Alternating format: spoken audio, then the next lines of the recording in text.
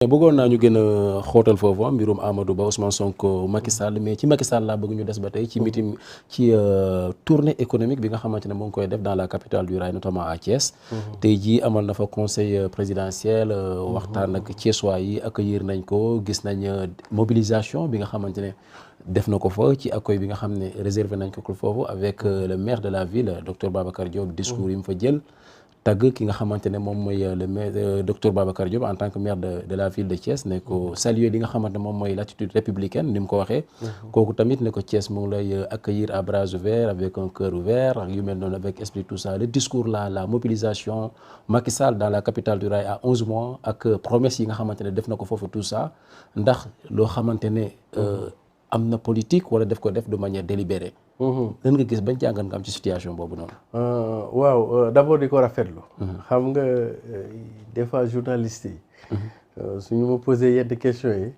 dama naan journalistes yi daal ñoom dañuy xam ba taal. ah bon waaw parce que certainement ni nga ma ko posé à contrariori yi. mooy dafa waroon a ñëw foofu saa waay di ko xas quoi. wala saa waay di ko kii le maire de Thiès le maire de Thiès non sauf que bokkuñu ancrage kii Yewwi Askan Wi la nekk que la nekk coalition Benno Bokk Yaakaar te Yewwi gis nañ ñu taxawee également. voilà très bien mais Yewwi lu ñu taxawee il y a 2 temps qu'il ne faut jamais confondre dans le cadre de l'État. Il y a ce qu'on appelle le temps de la politique politicienne et le temps de la République, le temps de l'État.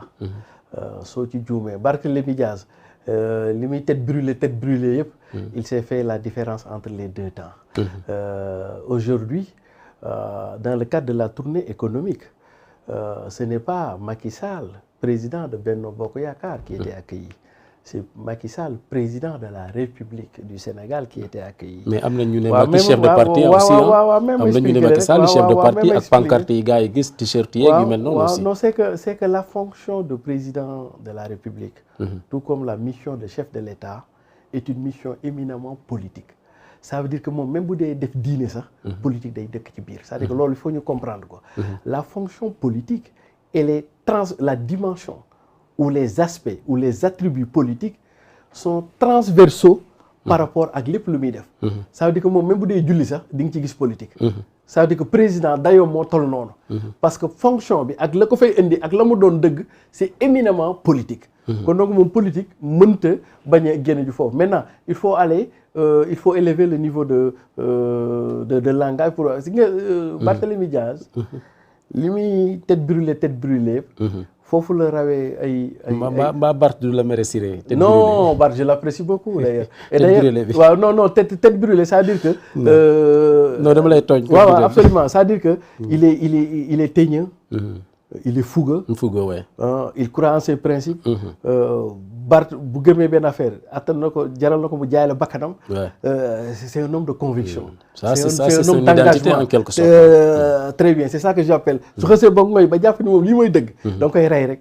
mais du la baax. c'est-à-dire c'est ça que j'appelle tête brûlée en tout cas nous les communistes on les appelle ñu mel noonu. comme Bart dans nos cas on les appelle les têtes brûlées. c'est-à-dire c'est des combattants quoi foofu laa bëgg a wax nii quoi. voilà gis nga Bart li muy tête brûlée yëpp. li mu am de plus ci yeneen acteurs politiques yëpp mooy il ne se trompe jamais de temps. Il sait à quel moment il est dans le temps politique, le temps de la politique politicienne. En ce moment, il répond bien à Macky Sall, fils de Amadou. Mais il sait aussi comment il peut et à quel moment il a affaire avec le président de la République, son Excellence Macky Sall. Et c'est ça qui fait un peu sa force pour Bart. Li ci Thiès, pour revenir sur Thiès, li ci Thiès, c'était le temps de l'État. Kon donc Babacar Diop, docteur Babacar Diop, ce n'est pas Babacar Diop, le président de Guelwaar, qui reçoit le président Macky Sall, non. C'est Babacar Diop, maire de la ville de Thiès, qui est une institution relevant de la République, qui reçoit une institution supérieure. Et au nom du principe de... disons le principe hiérarchique très cher dans nos administrations xam nga ci sunu état nu mu tëggee nii li Babacar Diop yor nii même bu fekkee waa Thiès ñoo ko fal président Macky Sall état du Sénégal moo ko délégué est-ce que comprendre nga. président Macky Sall dénkaane président Macky Sall la. à travers ce qu'on appelle l'acte 3 de la décentralisation. kon donc bu ñuy jaawale temps yi. et c'est ça qui fait le charme de notre politique pour les gens qui le comprennent ainsi. Mais souvent loolu tamit pour mu mën a am. dafay fekk nit ki du ngeen àgg kaakooje. parce que nit ki moom su ngeen xësee ba àgg kaakooje xam nga loolu la. kaakooje extrémiste nga doon wax sànq. waaw non kaakooje mooy terminus. terminus bu loola fi ne maag yow àgg nañ kaakooje. loolu moom xeex rek a ci des. maanaam daal li nga ma mën a muñal li ma la mën a muñal yëpp jeex na. fi mu toll nii dañuy futee courant quoi voilà loolu rek moo des. comme par exemple nit koo àgg ak kaakooje. kooku du ngeen mën a am rapport de civilité républicaine boobu. président Macky Sall ak Ousmane Sonko ñoom àgg nañ kaakoojee. kon donc ñoom mënatuñoo am civilité. mais ñii ak ñoom Bart àggaguñu kaakoojee. kon donc mën nañ koy xam ci ban temps yooyu et puis j'en profite pour saluer l'élégance républicaine du docteur Babacar Diop qui s'est comporté comme un grand homme. Et ce n'est pas la première fois. Voilà, il a inauguré les grandes écoles également. Absolument. Il avait tenu vraiment un discours vraiment apprécié par beaucoup de personnes. Il a fait un discours responsable, un discours qui l'honore, qui honore la ville de Thiès, qui élève la République et qui donne véritablement tout un sens dans ce qu'on appelle en parlant de la tournée économique, am na ñoo xam ne seen xel day dem ci reconquête. La capitale des rails bu ñu sukkandikoo ci résultat élection législative yi ñu jógee raz de marée bi nga xamante ne am na foofu coalition Yewwi Askan Wi def ko tout ça boo xoolee la grande mobilisation bi nga xam ne président Macky Sall def na ko jàpp nga ne reconquête boobu c'est possible ci li des feek présidentielle 2024 waaw xam naa da nga maa xaw a fel rek xam nga ca Thiès ba bu ma xoolee image yi docteur Babacar Diop moom il était dans la dignité républicaine. La dignité républicaine. Idrissa Seck moom da doon kaajee. li saa neex naan kaajee. waaw Idri moom Thiès ba dafa kaajee ndax Idi mii moo fi waxoon wax ju rëy jooju ne président Macky Sall vision rombul jam ñaajo. mais rectifié na ko tey ci conseil présidentiel bi léegi moom passé na ko léegi nag pour man de su ma doon moom. danaa tey ndax bu président ne danaa indi teer ba Thiès. waaw te teer ba àggagul Thiès. ba tax nga ni léegi vision ba dépassé na. jam ñaajo àgg na Thiès. Thiès benn dëkk ñaari gaar mais benn dëkk ñetti gaar. voilà te moom daal. Idi moom yëfi saa neex dëgg la fa def quoi moom daal. ah bon waaw moom da doon kaajee daal bu ma ko déggee mu wax daal. nee naa daal mbii li koy xale yi di wax réew mi ko neex. waaw réew mi moom neex na quoi mais bon loolu ainsi va la vie hein. Ainsi va la vie quoi suñu ça veut dire que Idi daf lay symboliser comment en politique. On peut atteindre les sommets, mais comment aussi à travers des erreurs tactiques, stratégiques, comme disait Djiboka, en politique les erreurs se payent cash, et que erreur nana la mën a yóbboo dans les bas-fonds, dans les tréfonds. Tey jii Idi symbolise pour moi la tragédie grecque de la politique sénégalaise en termes de grandeur et décadence. Il a connu la grandeur, mais là c'est véritablement la décadence. Si on était encore dans nos cercles marxistes communistes, j'allais dire que le camarade Idi a dégénéré complètement maintenant. C'est la dégénérescence. Bon mais côté reconquête ou capitale bi. waaw xam nga journaliste yi sama mbokk journaliste yi. ndeysaan ñoom politique bi rek nañuy gis. xam nga Macky Sall. dafa ñëwoon Thiès 2014. 14 ouais. mu def conseil interministériel. conseil ministériel décentralisé. très bien mooy bi ñu koy initié bi ñu koy initié Thiès nañ njëkkee. 2023 mu ñëwaat Thiès. pour man l'enjeu ce n'est pas la mobilisation politique. l'enjeu mooy bi muy ñëw Thiès 2014. lan la leen waxoon. 2023 jot na ñëw na amoon na ay promesses. très bien on doit l'attendre. sur la base de qu'est-ce qu'il a eu à faire durant ce temps-là, de l'évaluation ex mais ante. est-ce que derrière cette évaluation là voilà il y a des actes politiques. voilà non moom laa la may expliquer parce que un président de la République man mii góorgóorlu damay jël Ndiaga Ndiaye wàcc fële côté Parcelles. ñëw sa émission bi. xam nga te kenn du yëg. c'est parce que nekkaguma président mais grand man su ma nekkoon président fu may wàcc fu ne gàngoor la ça dama lay wax ni fonction boobu. loolu du ci ndam. c'est-à-dire que nekk président di ñëw fenn. mbooloo topp la te ñuy xam Sénégal ni muy fonctionner ak ses leaders politiques ñiy génne DG yeeg et cetera moom génne ay affaires ñu def ci loolu du ndam li la bokk ndam a ngi ci gàccaa ngi ci. pour man le plus important c'est pas ça parce que ñun ñëpp xam nañ lii nan lay demee. comprendre nu muy demee non mais les leaders locaux dañuy mobiliser tey jii il vient visiter ce qu'on appelle la région de Thiès c'est pas seulement Thiès ville je vous en prie. il y a département de Tivaouane il y a département de Thiès. di nga dem zone Mboro yi kon donc région bi yëpp. lépp lu am comme autorité. danañu mobiliser moyens yi génne xaalis yi te dëkk bi su métti na métti goo xam ne léegi booy Sonko yi sax. boo leen woowee solo leen yëre Macky ñu sol yëre Macky dem tàjju Macky daal di xam léegi parce que sunu conscience politique gu xale yi. léegi xale yi dañoo dugal notion bu bees ci politique gu Sénégal xam nga mooy lan. mbaraan. xam nga mbaraan dañ ko jàppoon ci jigéen rek da gëm ne mbaraan daa am ci mobilisation bi. non bu bari sax xam nga bu njëkk ba mbaraan ñi ngi ko doon jàppee ci njagamaar yi xale yu jigéen yi dañuy ñëw lekk sa alal bu sëy jotee ñu dem sëy ak keneen surtout sax bu la yàlla nattoo yow nga xaw a nekk pas tuuti di sol ay costume ak cravate xale yi di ñëw di déglu rap dañ lay mbaraan ba ngay bëgg a dee. bu heure takk jotee mu ñëw mu sol booy bi sol ñaari jiin ak ñetti casquette ñu dem ci moom. léegi nag notion de mbaraan boobu daa dugg ci politique. d'ailleurs kiñ ko ñëkk a def ci politique Abdoulaye Diouf Sarr la. ca Yoff élection yi ñu jëm nii xale yi dañ ko mbaraan daa génne xaalis bu bari booy jël ko lekk ko yëpp ba mu jeex élection yi jot xoolal wootee luñ ko yi dem léegi nag booy yi nag loolu dugg na fi ne yi mobilisation yi. boo génnee xaalis booy dañ koy lekk solo les t-shirt tàccu bongo maan yi def animation ak yooyu. mais balaa ngaa xam ni yëf yi dëgg la rek. ñu dem ci urne ñu dem ci pour man président Macky Sall xaaruma ko fii xam man fu ma koy xaar. 2014 dafa ñëwoon Thiès. mu am affaire yu mu diggee. aujourd'hui c'est l'heure du bilan matériel. Qu'est-ce qui a été fait qu'est-ce qui n'a pas été fait. donc moom su ñëwaatee di leen promettre benn affaire rek ça veut dire qu'il a déjà échoué. donc tey dafa waroon ñëw dans le bilan rétrospectif.